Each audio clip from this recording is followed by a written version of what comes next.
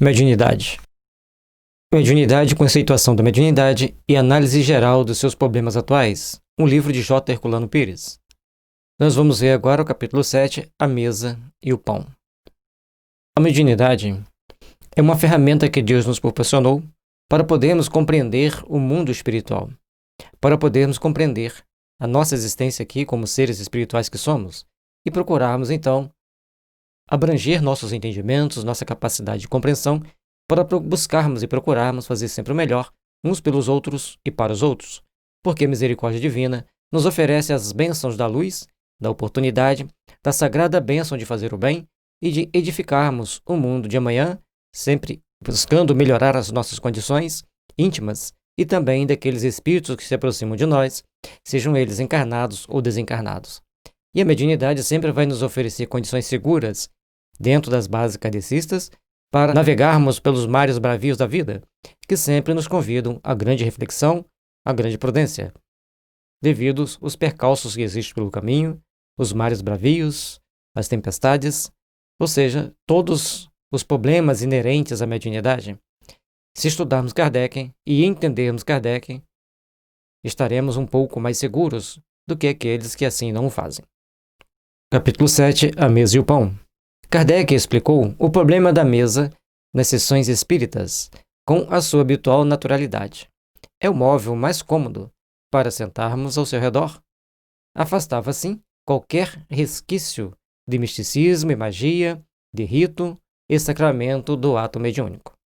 Então, sentemos ao redor de uma mesa, procuremos cadeiras um pouco mais confortáveis, não muito para que ninguém durma, e estejamos dentro das condições e padrões naturais e procurarmos fazer o melhor possível naquele momento. Não obstante, há quem considere esse ato puramente místico e mágico, lembrando a evocação e a prece. Não nos sentamos em torno da mesa apenas para conversar ou escrever, mas também para nos alimentarmos. A alimentação que tomamos na mesa espírita não é material, mas espiritual. A invocação não é um rito, mas um convite. É importante esses detalhes para ficar bem claro para nós a responsabilidade que nós temos perante uma mesa mediúnica. No capítulo anterior, ele fez uma pequena amostragem de como seria tratada a mediunidade em outras religiões espiritualistas que acreditam na comunicação dos espíritos, mais característica mesmo as afro-brasileiras e as indígenas, mas com seus rituais próprios, que não é aconselhável nas casas espíritas, no sentido kardecista do termo.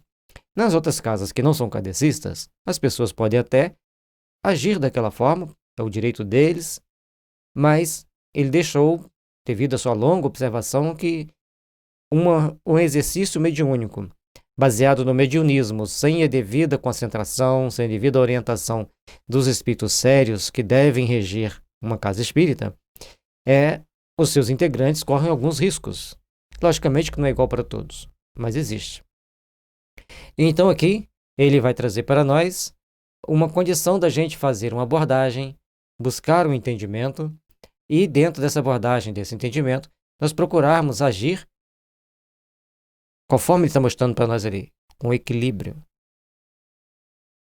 com respeito, com amor uns pelos outros.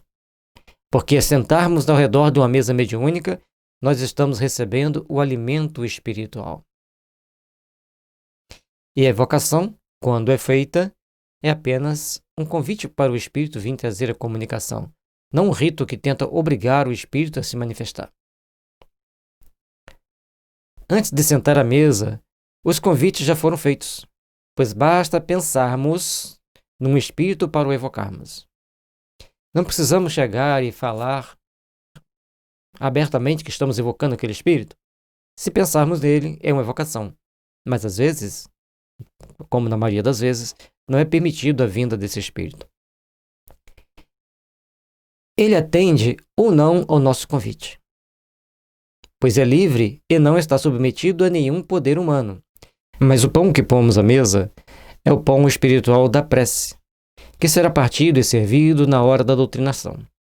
Então, o convite já é feito pelo pensamento, enquanto pensamos em algum espírito, já estamos fazendo ali o convite.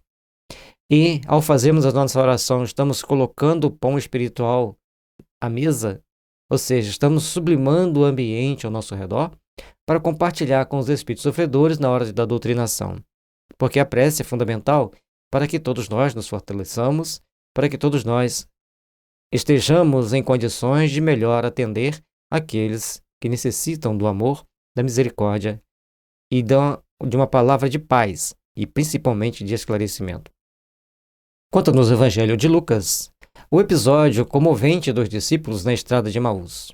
Após a ressurreição de Jesus, Cleófas e um companheiro seguiam ao entardecer para sua aldeia, afastando-se do cenário angustiado de Jerusalém.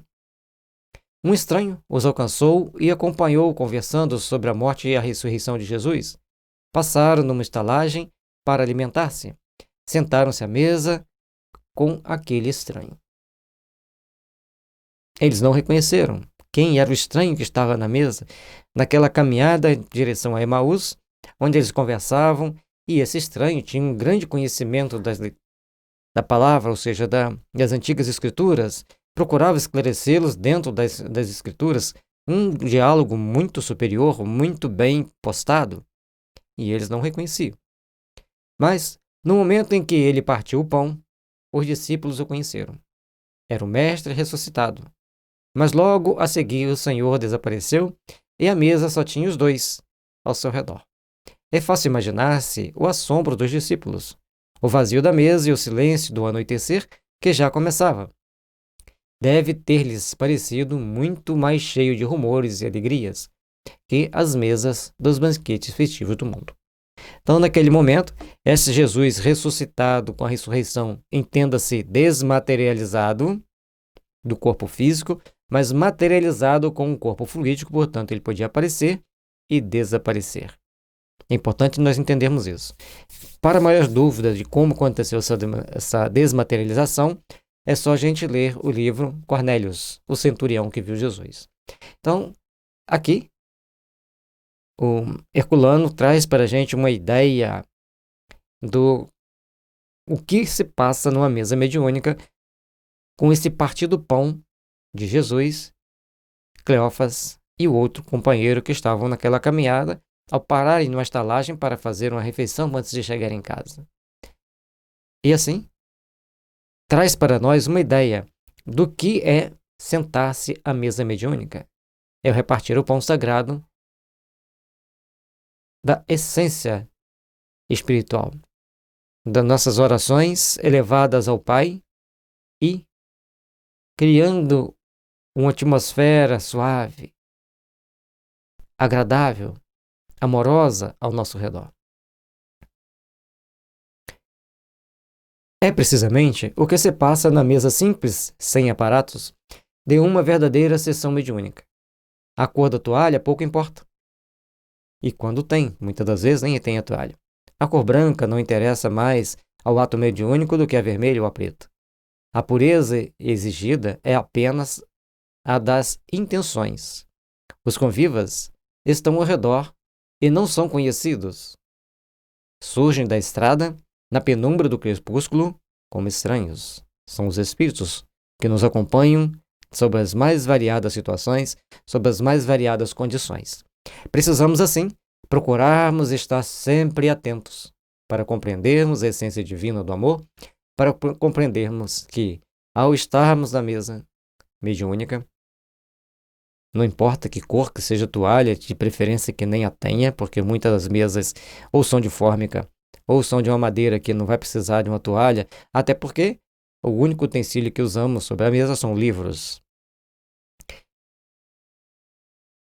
Então ali, em concentração, em oração, em meditação, elevando o pensamento aos céus, pedindo as bênçãos divinas, os estranhos, entre aspas, que ali estão ao nosso redor, para receberem esse pão divino, são aqueles espíritos que precisam da comunicação para se esclarecerem e para reencontrarem-se consigo mesmo e seguir os trâmites evolutivos no plano espiritual. Mas no momento de partir o pão, eles se revelam Feita a prece simples de abertura dos trabalhos, podemos ver, pela maneira deles partirem o pão. Quem são eles? Iniciamos. Então a conversação necessária, logo depois, eles desaparecem como apareceram, retornando ao invisível no seio da noite. E aqui nós temos que entender um detalhe muito importante. Essa forma simples de abertura do trabalho com oração e o pão que eles vêm para partir são as suas palavras, muitas das vezes de desespero, de angústia e até mesmo de ódio. Compete aos esclarecedores e aos médiuns balsamizá-los com o néctar da prece para que eles possam, ao retornar para o mundo invisível, para o mundo espiritual, eles retornarem, então, refeitos das suas energias e com a mente preparada para a compreensão do Evangelho. A missão da equipe mediúnica é uma missão sagrada de elevar sentimentos. Como podem os cristãos de todas as denominações censurar esse repasto singelo e atribuí-lo a influências diabólicas? Como podem dizer que isto tudo não passa de ilusão, loucura ou mistificação? Nunca leram, nem mesmo por acaso, o tópico sobre os dons espirituais da primeira epístola de Paulo aos Coríntios?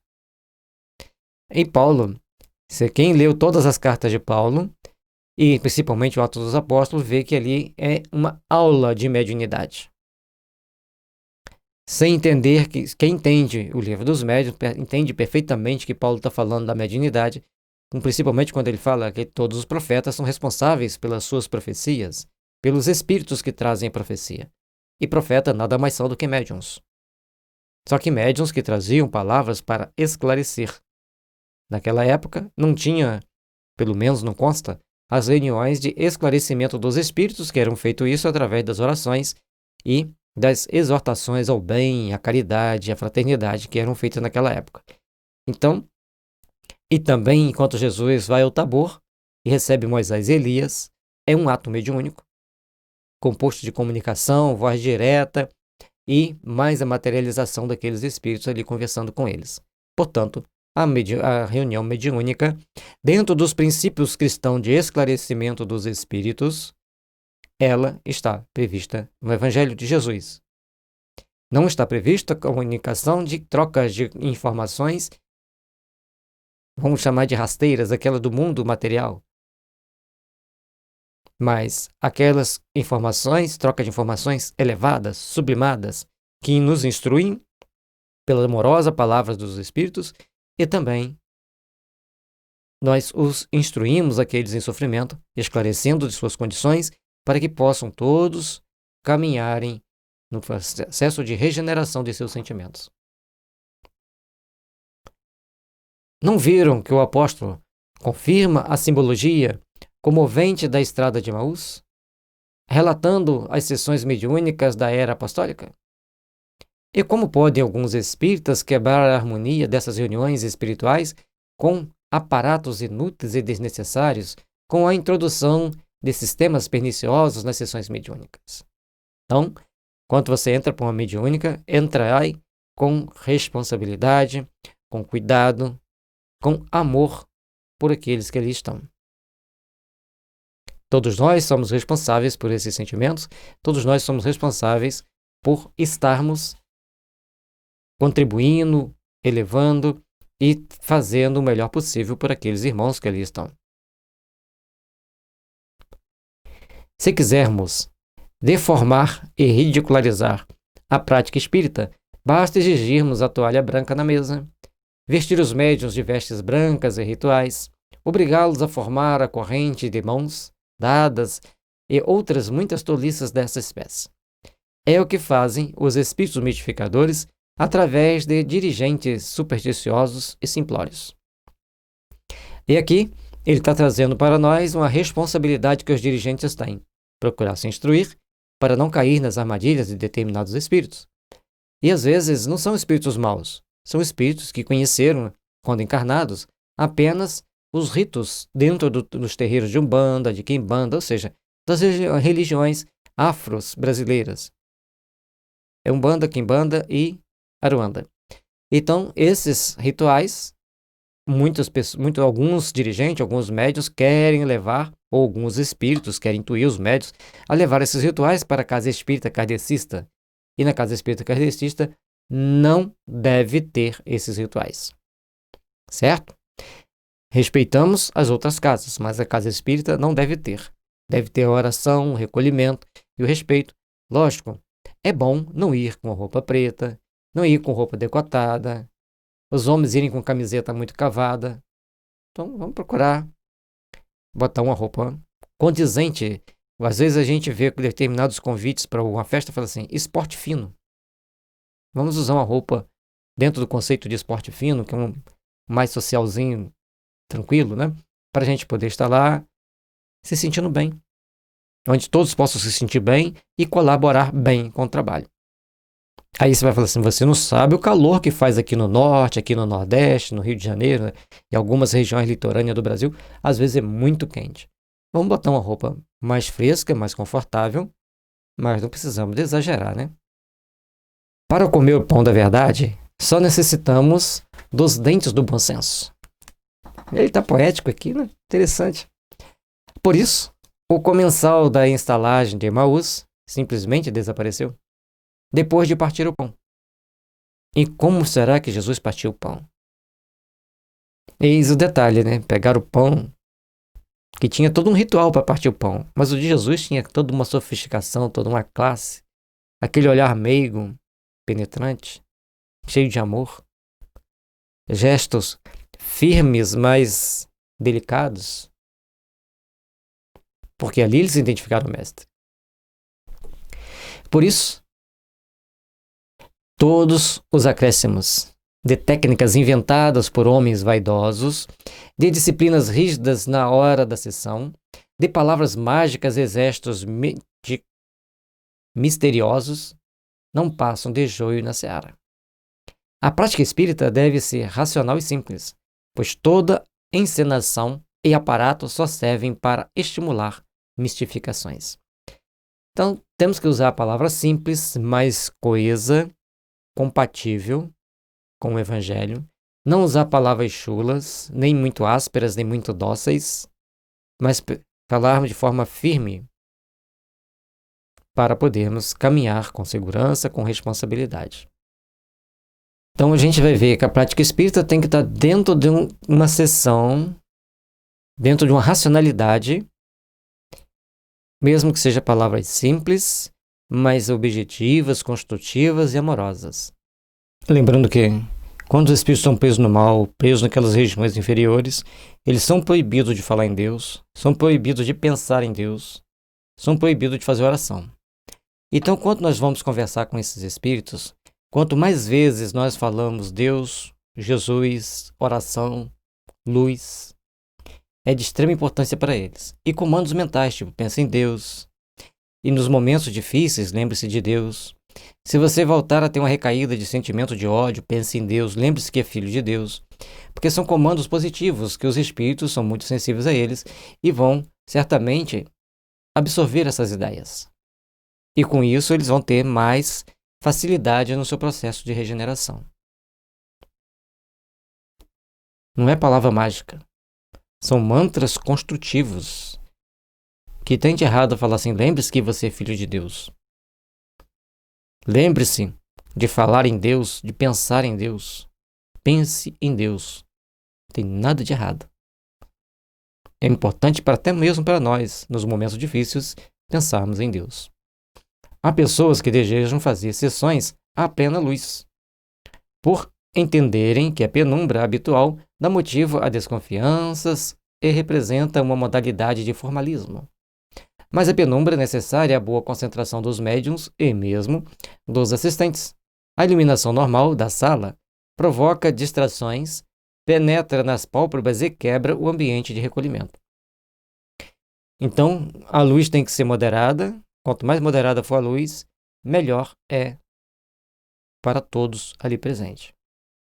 Claro que não se deve fazer o escuro exclusivo e muito menos completo. Mas a penumbra do ambiente não é um aparato formal, é uma exigência natural da concentração serena. Além dessas razões evidentes, convém lembrar que o excesso de luz exerce influência inibitória sobre o médium, e há emanação fluídica do ectoplasma. Então, se tiver uma intensidade muito grande de luz, vai ter dificuldade, os médiuns terão dificuldade de concentrar-se, de fazer uma entrega mais plena durante o ato mediúnico, e também vão emitir, e mesmo que emitam, esse ectoplasma sairá danificado pela ação da luz. Lembre-se que a luz, em determinado momento, ela é energia, em determinado momento, ela é matéria. Quem já estudou a teoria dos fótons, então os fótons são todo raio de luz, emite fótons. Momento ele é energia, momento ele é matéria. Por isso, esse cuidado com a iluminação. Isso é física, tá, gente? Só estudar um pouquinho lá da questão da física, da parte de luz, que a gente vai encontrar esses dados. A parte óptica, né? Em todas as reuniões mediúnicas, o ectoplasma se libera para ajudar as ligações perispirituais entre médiuns e espíritos.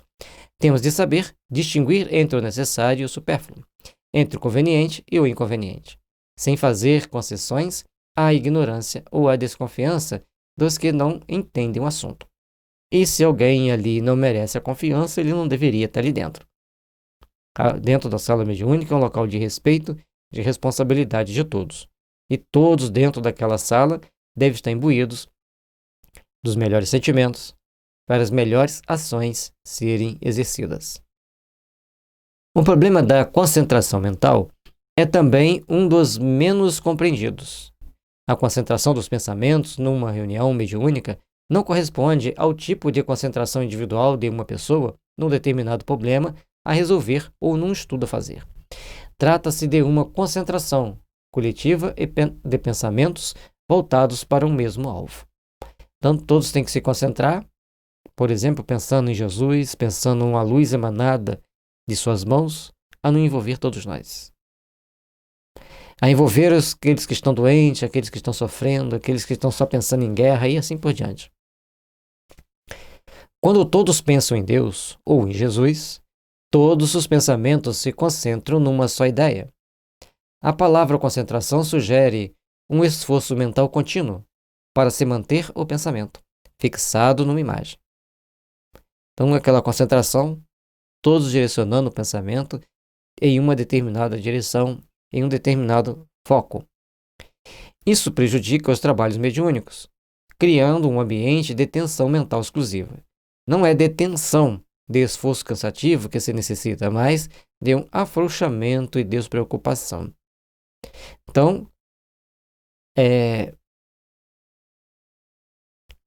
essa concentração, por mais que ela sugere um esforço mental contínuo para manter aquilo ali, não, é pensar com suavidade, criar a imagem e, ao mesmo tempo, relaxar o pensamento naquela imagem de Jesus estendendo a mão sobre nós, irradiando o seu amor e sua misericórdia sobre todos os corações. Simples assim.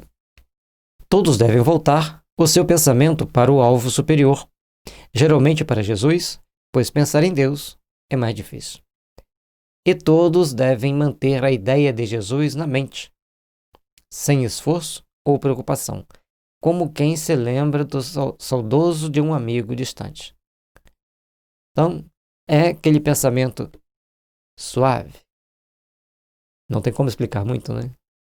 Mas lembrar sempre de Jesus amoroso, nos olhando com aquele olhar bem terno, bem sereno, com as suas mãos irradiando luz de amor para todos nós. Criar um pensamento suave sobre o Mestre. Esse estado mental de lembrança, não de uma imagem ou figura de Jesus, mas de sua pessoa, dos seus atos, dos seus ensinos e do que ele representa para nós, deve ser mantido no decorrer da sessão, quando se nota que o pensamento se desvia para outros rumos, o que é natural, faz-se que ele retorne suavemente à ideia centralizadora. Não deixar o pensamento dispersar, não deixar o pensamento ir para ali ou para cá, manter o pensamento em Jesus.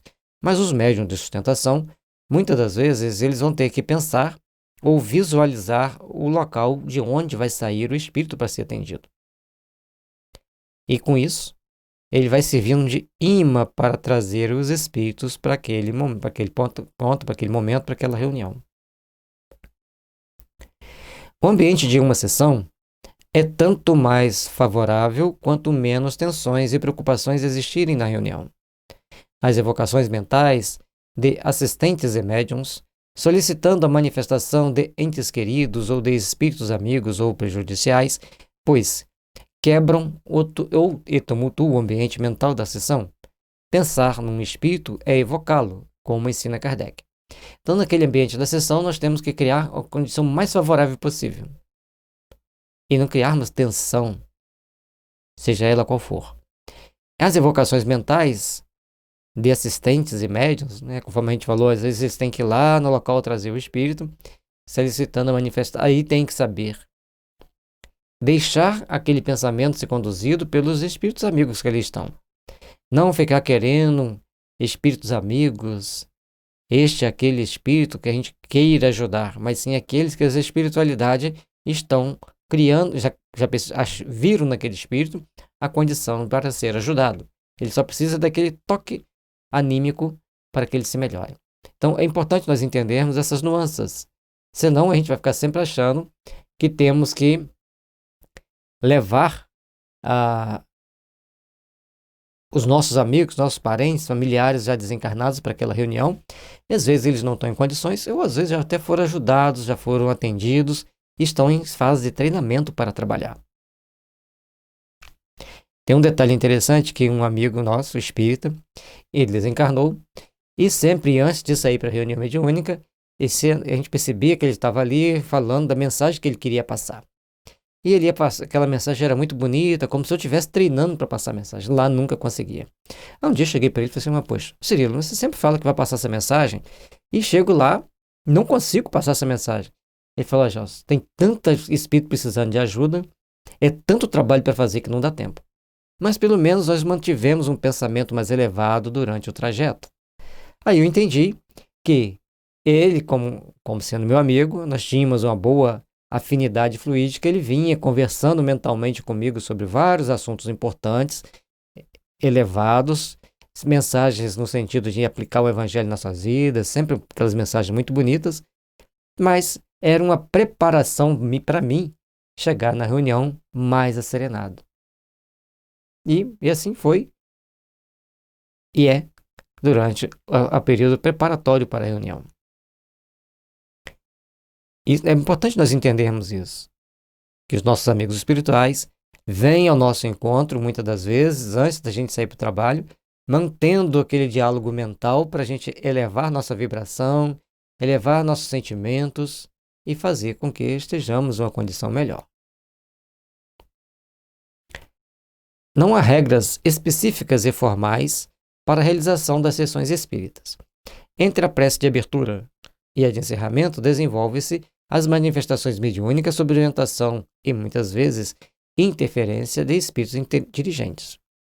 Então, a reunião mediúnica não vai ter uma regra básica de como vai se proceder, porque nós temos a primeira oração, o estudo, aí da primeira parte, o estudo preparatório, que dura em torno de 30, 40 minutos, até 45, e depois a parte prática também, de 30 a 45 minutos.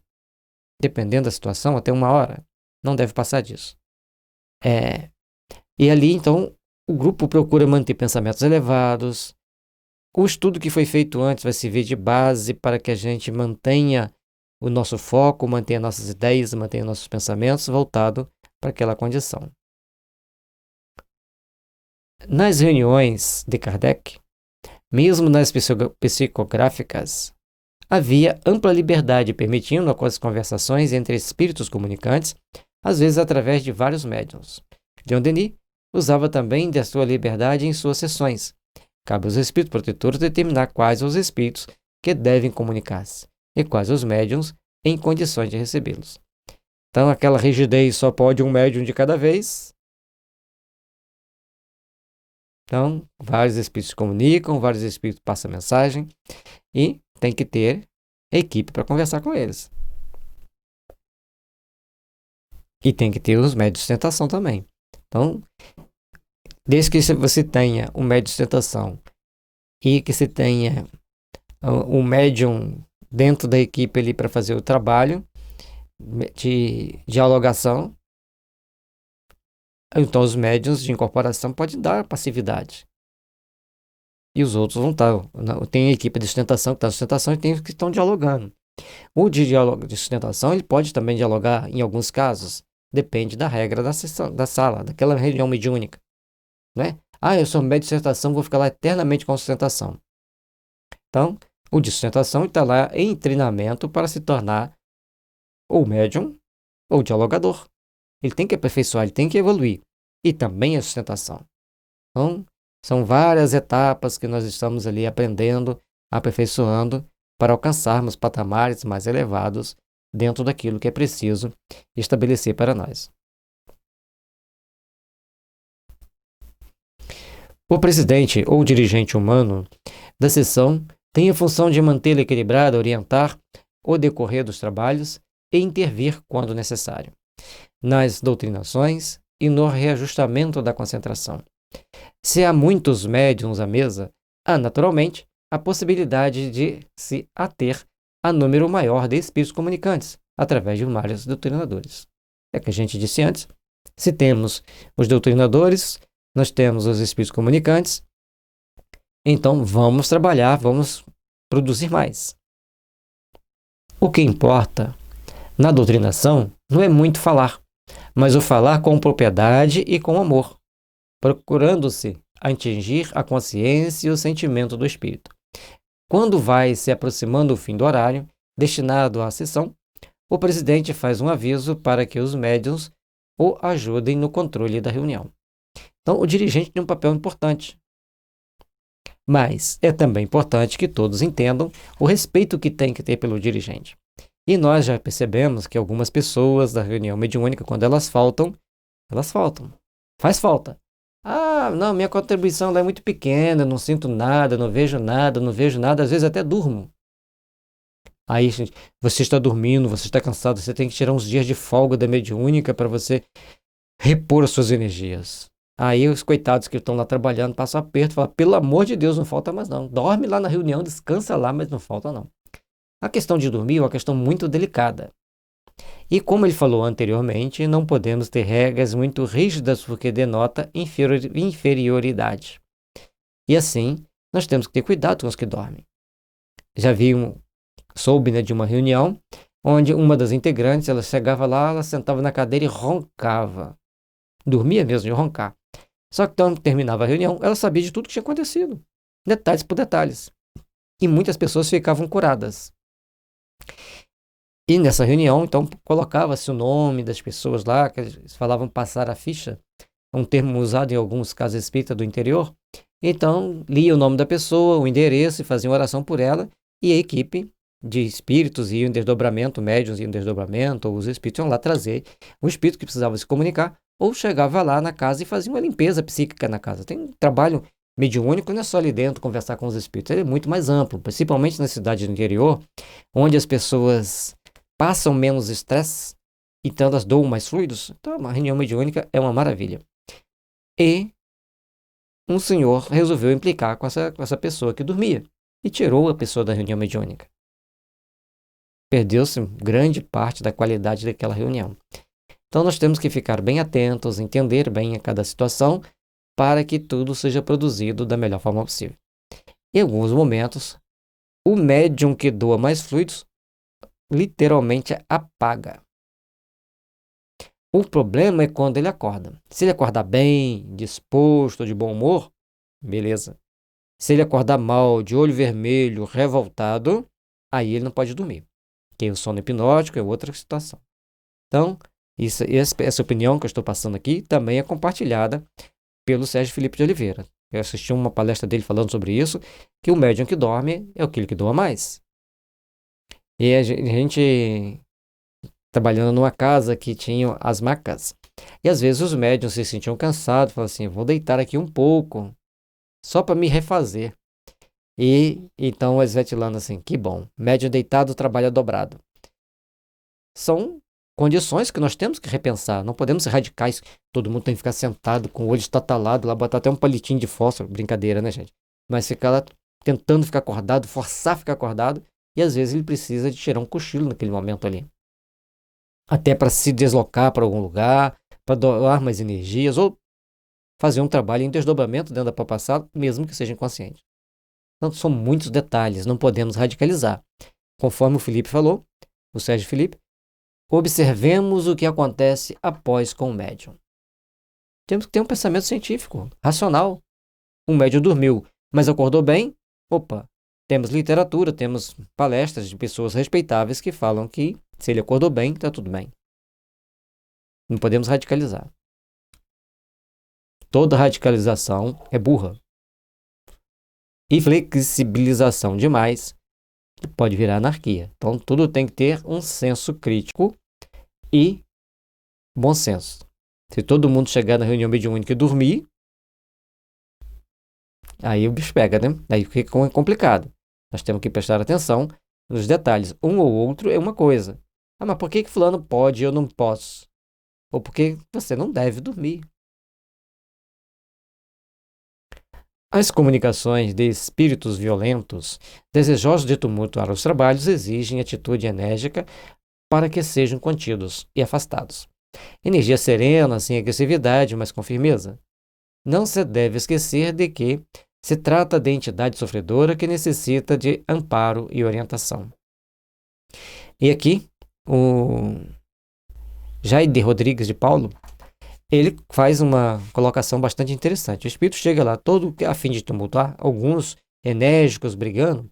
Temos que prestar atenção primeiro. O médium que está recebendo não está com nenhum ranço com o doutrinador, com o orientador, esclarecedor, né, que a gente usa hoje, não mais doutrinador, né, com o orientador ou esclarecedor. Se ele tiver com algum ranço, o espírito vai deitar o pelo, vai fazer a festa naquele momento, usando as palavras do jargão popular. Por quê? Ele vai encontrar um campo propício aos desafetos. Mas quando eles estão todos os integrantes em boa sintonia e com respeito, mais tranquilo. E aqueles médiuns que às vezes são mais prepotentes no dia a dia, ninguém manda em mim, eu sou dono da minha vida. Não tem médiuns que falam assim? Então ele está sendo controlado por espíritos maus e perversos e indisciplinados, que ali na reunião às vezes não entram, mas eles continuam com aquela sintonia anterior. E aí o médium é que provoca todo aquele desequilíbrio por falta de educação. Porque é importante que o médium aceite os comandos dados pelo orientador e pelos mentores. E às vezes o espírito está bravo assim, fala assim, olha, você vai tomar esse remédio que estão te dando e você vai se acalmar. Ele fala que não vai tomar, fala, então você vai tomar um remédio na veia. E agora você vai relaxar. E o espírito fala, muitas das vezes, que ele tem magnetismo para neutralizar o efeito do remédio. Mas isso é blefe, porque ele dorme. Então, mas eu estou falando, mas não estou vendo. Mas os espíritos estão fazendo aquilo ali. A gente tem a intuição de falar exatamente aquilo que precisa para aquele momento que está acontecendo. Mas isso são subterfúgio. Não. Não é misticismo. Os espíritos dão um remédio aos espíritos ali para eles se acalmarem, para eles relaxarem. Uma sala mediúnica é um ponto de socorro gigantesco. É mais do que uma mistura de pronto-socorro com CTI, UTI, tudo junto ali, só que no sentido espiritual. E quem trabalha são os assistentes e os instrutores espirituais. Não é a força que age contra o espírito, nem a elevação da voz, mas a intenção de ajudá-lo, o desejo sincero de fazê-lo melhorar e tornar-se nosso companheiro. Para essa disposição, nos dá a autoridade moral sobre os espíritos inferiores. É importante que não falte em nossa mesa espírita o pão da prece e a luz do amor. Basta quase sempre uma só palavra de amor sincero para acalmar o espírito mais violento. E às vezes, um dos integrantes foi uma grande autoridade no passado. E aí, aquela pessoa, ao dirigir o espírito, fala assim, você obedeço.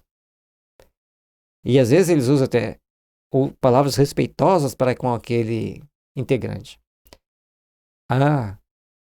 Ao Senhor eu obedeço. Já que o Senhor pediu, eu não posso questionar porque a sua autoridade é muito maior do que a minha. Então tem muitos detalhes na reunião mediúnica que não é para a pessoa se envaidecer. Ah, eu fui uma autoridade no passado. Cuidado, as autoridades do passado também têm inimigos cruéis. Assim como tem aqueles que te respeitam e veneram, tem aqueles que te odeiam e te perseguem. Então, se um ficou e falou que te respeita por quem você foi, saiba que terão dezenas que vão querer te perseguir e te humilhar por quem você foi.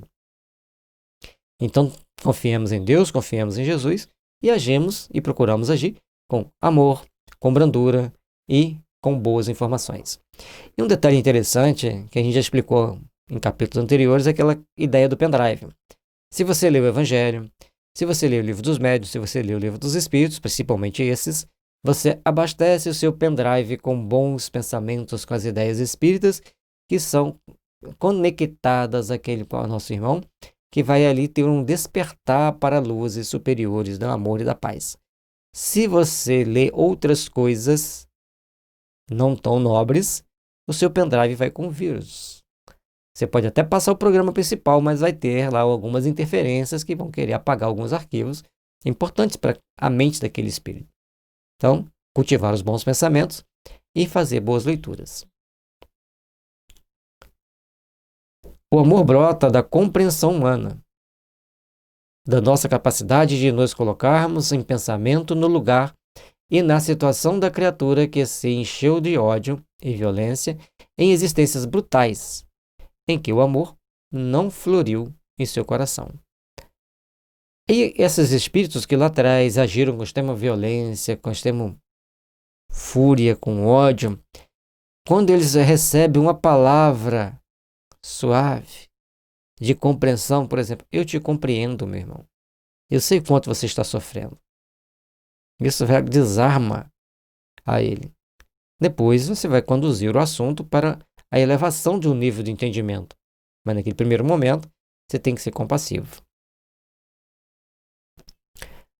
Uma sessão espírita é um ato de amor.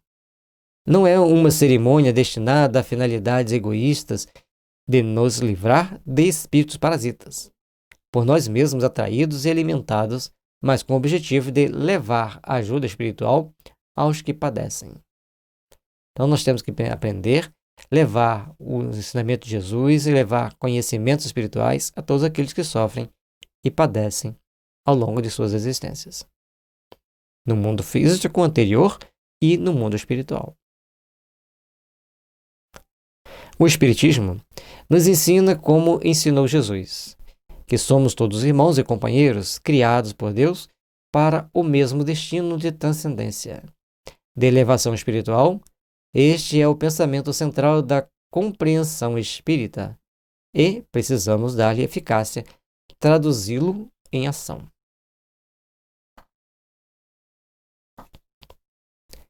Todos aqui têm a responsabilidade de trabalharmos uns com os outros, no sentido do amor, da compreensão e da paz. E dentro das leis divinas tem condições transcendentes que nós não conseguimos entender, que nos colocam uns como pretos, outros com pele vermelha, outros com pele amarela, outros com pele branca e outros com a mistura toda, mas para que todos nós possamos nos elevar a patamares superiores de entendimento e de compaixão uns para com os outros. Essa condição íntima que todos nós devemos procurar interiorizar é que vai fazer com que cresçamos para Deus, para nos fazer valer os bons sentimentos, os bons ideais. Esse é o pensamento central da compreensão espírita e precisamos dar-lhe eficácia, traduzi-lo em ação. Portanto, em nosso dia a dia, precisamos saber agir de forma condizente com aquilo que falamos, com aquilo que pensamos. Porque muitas das vezes nós falamos uma coisa e nosso olho transmite outra. Mas não fiquemos julgando uns aos outros, apenas passemos a agir com amor, com respeito e com responsabilidade. Tratamos aqui da sessão mediúnica comum, não da sessão específica de desobsessão. Então tem as duas características. Nós temos aí no YouTube um vídeo que chama, uma playlist que chama Reunião Mediúnica, dividido em várias partes. Aí tem a parte que a gente fala da desobsessão e das reuniões, das várias classes de reunião mediúnica, várias subdivisões. E no site kardecespiritismo.com.br, vai lá em Mediunidade, que tem a lista dos vídeos relacionados à mediunidade e você vai encontrar a playlist. A playlist é a lista de vídeos com vários vídeos ali em sequência para a gente poder entender melhor o que é uma reunião mediúnica. A sessão rotineira nos centros é a que se realiza todas as semanas, em dias e horas certos, dispondo de frequência regular. Há quem discorde desses trabalhos públicos, alegando as exigências de Kardec na sociedade parisiense quando não permitia a presença nas sessões de pessoas que não tivessem algum conhecimento doutrinário. Mas aqui nós temos dois casos a ver. Então nós temos a reunião de desobsessão, que normalmente, quando existe uma vez por mês, ou ela é extraordinária, acontece em momentos especiais, com regras especiais, com situações apropriadas para aquelas regras. Então, a desobsessão. As reuniões mediúnicas rotineiras, ele está se referindo aqui da intenção, da entender que eram aquelas reuniões que em algumas casas espíritas aconteciam, os médiuns sentavam-se à mesa e o público ficava assistindo. Às vezes tinha ou não tinha palestra ao mesmo tempo e assistindo, e a pessoa ficava vendo as comunicações com os espíritos. Ainda tem casa espírita que trabalha assim, mas esse não é um método coerente com aquilo que é orientado pelas entidades responsáveis pela orientação na reunião mediúnica nas casas espíritas. Lembra que a orientação não é uma norma que obrigatoriamente deve ser seguida. Então, a reunião mediúnica deve ser em uma sala isolada do público, apropriada para isso, admitido apenas evangelização infantil ou passes nessas salas. Porque às vezes a casa espírita é muito pequena, mas então a sala da reunião mediúnica é exclusiva e em dia exclusivo. Não pode ser a revelia de qualquer forma, de qualquer maneira, da forma que as pessoas bem entendem.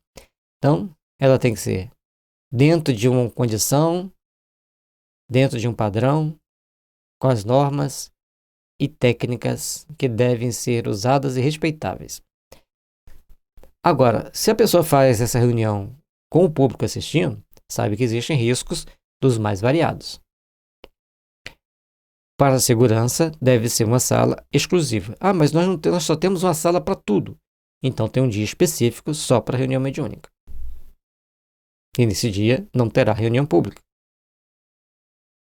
Nós temos que colocar, sem radicalismo, mas nós temos que colocar, em primeiro lugar, a segurança dos médiuns. E não é um ato seguro fazer uma reunião mediúnica diante de um grande público,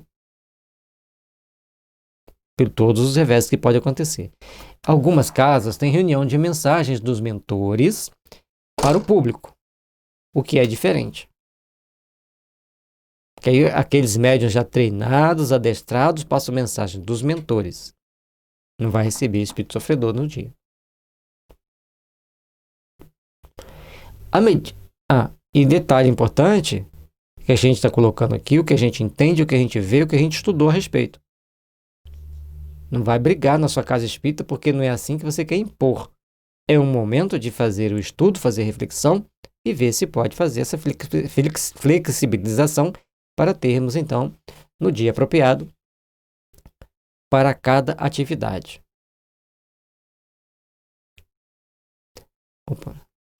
A medida de Kardec era justa e necessária numa fase em que o Espiritismo nascia sob um alarido universal de protestos e ameaças.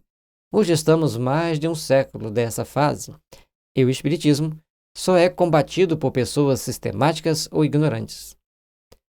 A maioria absoluta das pessoas que procuram exceções é necessitada, tratando-se geralmente de médiuns em franco desenvolvimento de suas faculdades. Então, as pessoas, principalmente na época que foi escrito o livro, elas chegam até a casa espírita precisando de necessidade, estão ali porque elas precisam aprender, precisam ser ajudadas, precisam ser atendidas. Não é igual na época do Kardec, as pessoas queriam ir muitas das vezes para criar tumulto. Até hoje ainda tem alguns que tentam fazer isso. Negar-lhe acesso às sessões seria como negar a um sedento acesso a uma fonte. Mas nós temos que ter hoje as regras para que a pessoa chegue à casa espírita, tudo bem, mas as reuniões mediúnicas têm uma regra para a pessoa começar a participar. E as regras não podem ser rígidas. Uma vez eu vi um dirigente falando: ninguém nessa casa participa da mediúnica sem pelo menos 6 meses de tarefa, não é 6 meses frequentando a casa. E aí, chegou uma pessoa, vindo de uma outra casa, tirou uma orientação espiritual e o espírito colocou participar imediatamente da reunião mediúnica. Ele queimou a língua. E eu estava ouvindo, eu conhecia a história da outra pessoa. Então, às vezes, porque essa casa era muito bem estruturada e com vários corpos de dirigentes para várias situações, além dessas orientações mediúnicas que chamavam inicialmente de receituário, depois passou a ser chamado de orientação mediúnica, que não passava de um receituário espiritual, mas com direcionamento próprio da espiritualidade para cada um de nós. Então, todos temos que ter muito cuidado na hora de falarmos o que vai ter numa casa espírita, porque as coisas acontecem de acordo com as necessidades das pessoas. A mediunidade não se desenvolve por acaso, e muito menos sob o poder mágico da vara de Moisés, que tirou água da rocha. Em geral, o desenvolvimento mediúnico começa por diversas perturbações, e não raro por processos obsessivos. E o grande perigo é que a maioria não conhece esses processos obsessivos. Ao invés de procurarem tratamento espiritual, vão para outras partes, para outros caminhos, para outras situações e criam complicações bem mais complexas, bem maiores. As perturbações são de vários níveis. Dá um seminário. Não se pode querer que uma pessoa em estado de alteração psíquica vá primeiro estudar uma doutrina através dos cursos demorados, para depois submeter-se aos métodos de cura. Por isso, nas instruções bem dirigidas às sessões mediúnicas normais, não se restringem à prática mediúnica. Iniciam-se os trabalhos com leitura e preleções evangélicas, o Evangelho segundo o Espiritismo. Então, o tratamento deve ser feito sobre mais variadas orientações e observações. Alguns vão ficar assistindo a reunião pública e vão melhorando gradativamente e colocando seu nome no livro de radiação, livro de prece, bebendo água fluídica, e a equipe vai tratando essas pessoas. Outros chegam com o mesmo processo, dentro do mesmo nível de perturbação, mas precisam ir diretamente para a mediúnica. Quem vai discernir? A equipe espiritual e os médiuns mais bem sintonizados com essa equipe espiritual que dirige a casa, que dirige as reuniões. Então, prudência, prudência, prudência. E é importante sempre ler o Evangelho antes do trabalho, antes do estudo doutrinário. A seguir, há uma exposição doutrinária que prepara os frequentadores para os trabalhos práticos. Os médiuns em desenvolvimento recebem a mensagem evangélica e os ensinos doutrinários em dosagens apropriadas e, a seguir, participam do trabalho mediúnico. Então, os médiuns que estão ali, estão ouvindo aquela exposição, estão ouvindo aquelas explicações, elevando o seu padrão vibratório, porque ouvir sobre o Evangelho eleva o padrão vibratório da pessoa, e também vai alimentando sua mente, vai reavivando na sua mente os estudos do Evangelho, para que ele esteja em melhor condições de doar os arquivos do Evangelho para lá, quando a gente fala sobre o pendrive. Como a nossa mente está passando um antivírus nela, que é estudar o Evangelho naquele momento, para estar mais purificada. Ao passar os dados para os espíritos comunicantes, eles vão mais limpos, com menos vírus. Fazendo a analogia de um pendrive com a mente do médium, com a mente do espírito comunicante. Por isso, essa importância de fazer esse estudo para preparar a mente de cada um para começar a entrar em melhor sintonia com os mentores da reunião, com os dirigentes espirituais da reunião, e também para se acalmar, para se refazer energeticamente. E aí existem as gradações das reuniões mediúnicas: reunião de desenvolvimento, reunião ou de educação mediúnica, E aí vem várias subdivisões até chegar na de desobsessão. E o trabalho prático da mediunidade se dá com métodos, com regras, com um conjunto de fatores importantes para a edificação daquele trabalho, para a melhoria do trabalho como um todo. E compete a cada um de nós estarmos bem atentos no trabalho que vamos fazer, na forma como vamos nos conduzir, para contribuirmos de uma forma melhor. Isso ocorre para uma compreensão simultânea da doutrina, de sua natureza cristã, de sua moral evangélica e das relações diretas e necessárias de teoria e prática em espiritismo. As críticas a esse método referem-se à extensão das sessões, mas é evidente que a preparação das matérias permite reduzir a parte oral aos limites necessários. O aproveitamento verificado nos grupos e centros que usam esse método provam a sua qualidade. Então, quando a pessoa vai iniciar a reunião mediúnica, a leitura do Evangelho, e lá nós temos os livros que são recomendados, até a sequência de livros recomendados, que estão em sintonia com a AME-BH e com outras entidades que colocam essas orientações. Então, reunião mediúnica tem para médiuns iniciantes e tem a outra reunião mediúnica, que são duas playlists que temos, com esses estudos e agora mais esse. Então, ali vai estar sendo colocado, vai estar colocando para as pessoas buscar esse entendimento, buscar esclarecer, e quanto melhor a gente esclarece sobre o Evangelho ou do Evangelho, mais a gente consegue doar os bons fluidos, para que todo o fenômeno transcorra, para que todo se transcorra da melhor forma possível, com todo o equilíbrio possível, para que alcancemos a paz íntima, com amor e responsabilidade por aquilo que nós estamos fazendo. Nos centros que realizam várias sessões por semana, a divisão da matéria pode ser feita com mais amplitude nas várias sessões.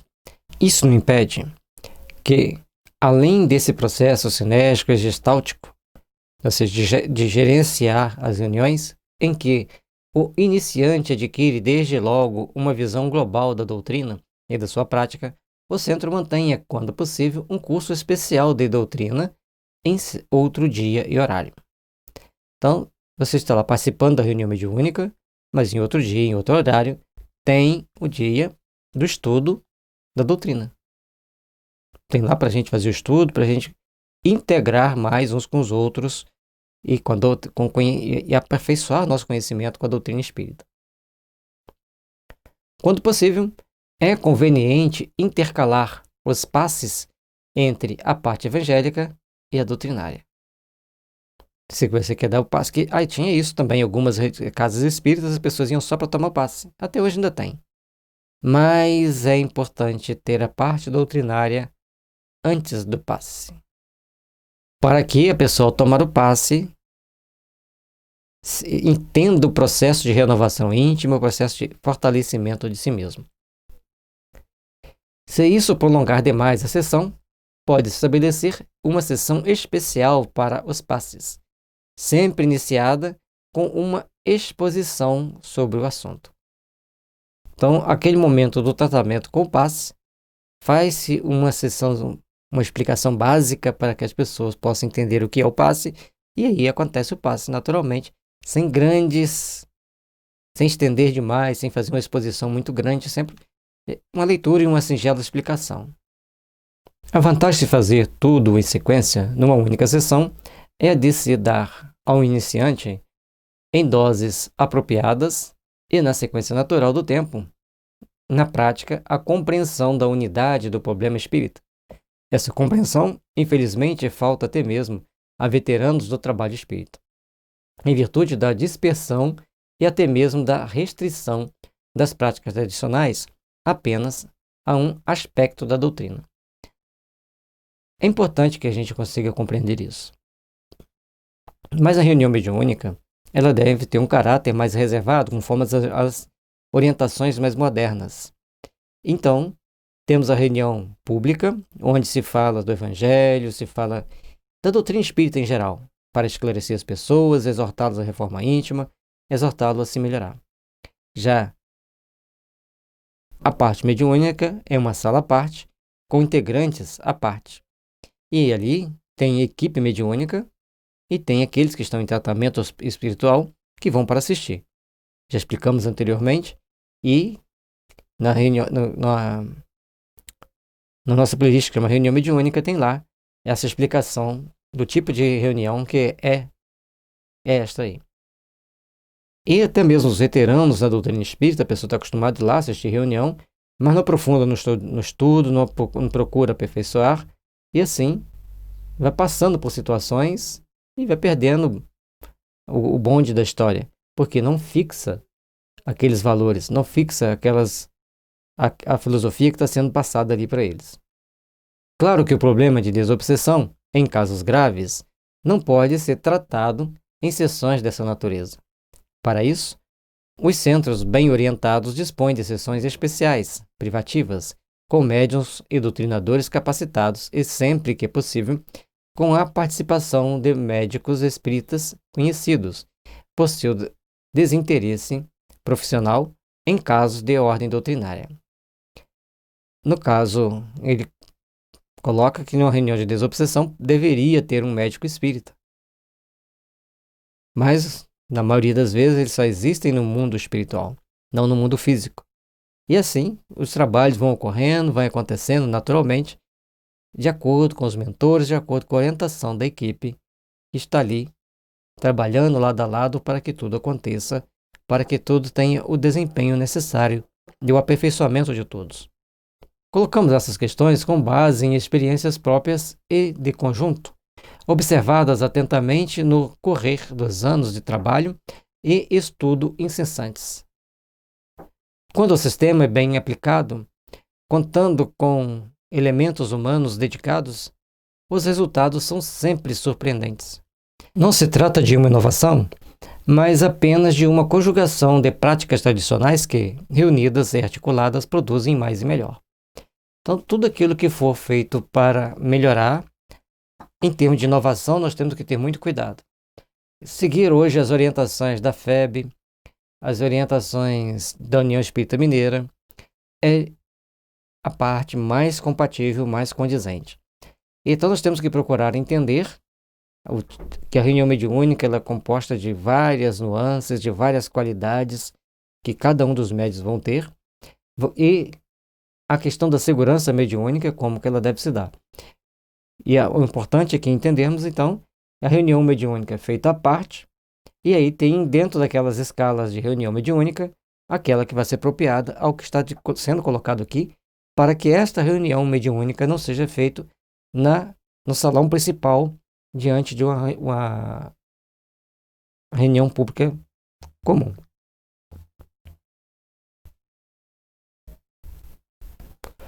No tocante à mediunidade, é necessário o mais rigoroso critério kardecista, baseado nos livros específicos de Kardec, Instruções Práticas sobre Manifestações Espíritas e o Livro dos Médiuns. Essa é a base necessária e insubstituível do estudo e do ensino da mediunidade. Então, para se exercer a mediunidade, tem livros de instruções práticas sobre manifestações espíritas e o Livro dos Médiuns.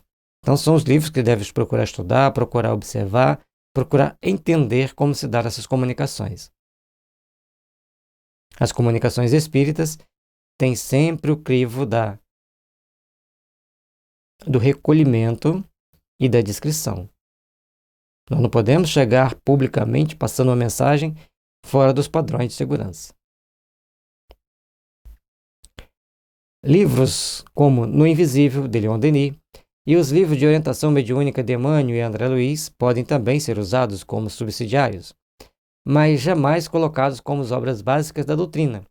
Sem esse critério, muitos centros e grupos, e até mesmo grandes instituições, caíram num plano de misticismo igrejeiro e de autoritarismo sacerdotal que desfiguraram e ridicularizaram o espiritismo. Então, aqueles que não quiseram seguir Emmanuel, André Luiz, Leon Denis e Kardec, principalmente, que é a base, que é o centro das nossas atenções. Os outros são obras complementares ou subsidiárias. Vai complementar porque faltando alguma coisa em Kardec. É complementar porque está explicando Kardec que a gente não conseguiu entender tudo.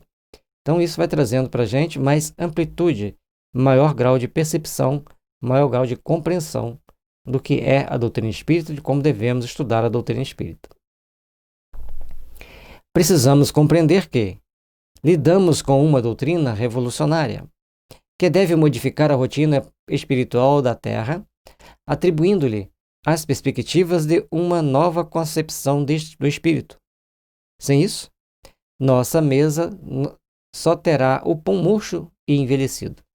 Então, precisamos lidar com a doutrina espírita, entendendo que ela veio trazer uma revolução no entendimento das coisas espirituais, das manifestações espirituais, e essa revolução ainda está acontecendo, porque o número de pessoas esclarecidas na doutrina espírita são poucas. E aí nós temos que procurar, então, abrir novas perspectivas, abrir novos horizontes, adquirir nova concepção do espírito, para que o nosso pão não fique murcho e envelhecido. Mas lembrando que estudar Kardec é fazer com que o nosso pão da vida fique cada vez mais substancioso. Cada dia que estudamos Kardec, nós nos alimentamos mais e fortalecemos mais os nossos sentimentos, no sentido de nos aperfeiçoarmos e nos aprimorarmos intimamente. E podemos irradiar melhor energia ao nosso redor. Que as bênçãos do Cristo estejam nos envolvendo, nos fortalecendo, e te aguardo no próximo capítulo.